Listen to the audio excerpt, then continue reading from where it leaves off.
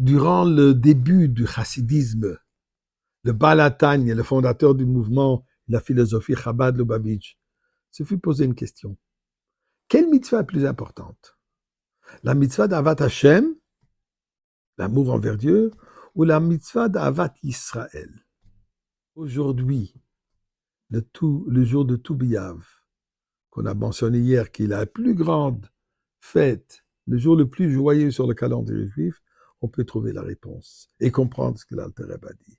Avant cela, remercions Akadosh Baruch Hu. Mizmor le-Soida, Ori Adonai kol haaretz ivdu sadeh b'simcha, Voy lefanav b'non aduk Adonai limhu asanu v'lo nachlam v'tzomar Yisrael, Voy yishor b'soida chatzores v'silochid le'bachar shmoi, Ki toiv Adonai le'olam chasdo v'yad doir v'doir emunosoi. Mes chers amis, la tzedaka, ça c'est un acte, il y a les deux. Avat Israël, Avat Hashem et Avat Israël. On fait la mitzvah pour l'amour de Dieu et on donne la tzedaka pour l'amour du prochain.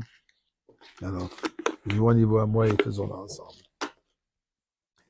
Alors, comme on a dit hier, Rabbi Shimon ben Gamliel de dire que le jour du 15e jour de mois d'Av, donc aujourd'hui, Lo hayu yamim tovim, il n'y avait pas de jour plus heureux, plus joyeux que ce jour-ci, et le jour de Kippour, comme on a expliqué hier. La blancheur, la pureté, fonder la famille et savoir quelles sont nos origines, l'hébreu. Mais historiquement, qu'est-ce qui est arrivé? Alors la Gemara, au même endroit, la fin de Ta'anit, nous dit la chose suivante. Plusieurs événements qui représentent Avat Hashem, l'amour de Dieu, et l'amour de Dieu envers nous, et ainsi que Avat Israël.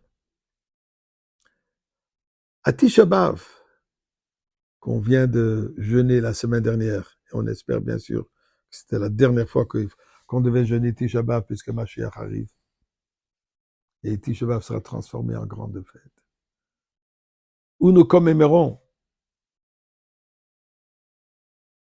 la destruction du premier et deuxième temple. Aussi, c'est la date durant laquelle, dans le désert, quand les espions sont revenus d'Eretz Israël, ils ont découragé Am Israël de monter en Eretz Israël, se sont révoltés. Dieu leur a puni, il leur a dit, écoutez, effectivement, vous ne voulez pas monter en Eretz Israël, vous allez rester ici dans le désert. Et pour cela, nous sommes restés 40 ans dans le désert. Et le décret était pour ceux qui sont entre l'âge de 20 et 60. Et tous les Tisha B'Av, le 9e jour du mois d'Av, après avoir se séparé de leur famille, ils ont creusé leur tombeau. Ils sont allés dormir dans ce tombeau. Et le lendemain matin, ils n'étaient pas réveillés. Et c'est là où ils les ont enterrés. Ceci se fut pendant tous les ans, jusqu'à la dernière année. Maintenant, le dernier groupe de l'âge de 60 fait la même chose. Mais ce qui est arrivé, le lendemain matin, ils se sont réveillés. Alors ils se sont dit, mais on est censé d'être morts. Probablement, on s'est trompé du calendrier. C'est pas encore le Tisha B'Av. Et ceci fait quelques nuits de suite, jusqu'à qu'ils sont arrivés au 15e jour du mois. Le 15e jour où la lune elle est pleine, là on peut plus se tromper. Ça peut pas être le 9e puisque la lune elle est pleine. Là ils ont réalisé que Dieu les a pardonnés. L'amour de Dieu envers son peuple, qui est réciproque à cause de notre amour vers lui.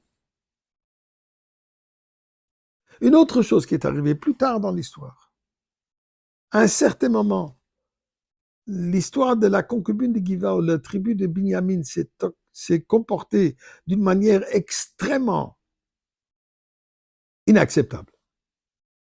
Ils se sont fait excommuniquer par le reste de la communauté juive. Ils ne pouvaient plus les marier. Donc ça a créé un schisme, une séparation. Après un certain moment, le 9e jour du mois d'Av, ce décret a été enlevé. Il y a eu la réunification du peuple juif. Même chose est arrivée plus tard, quand le royaume juif en Eretz Israël s'est séparé en deux parties. Le royaume de Yehuda et le royaume d'Israël, les 10 tribus et les 2 tribus.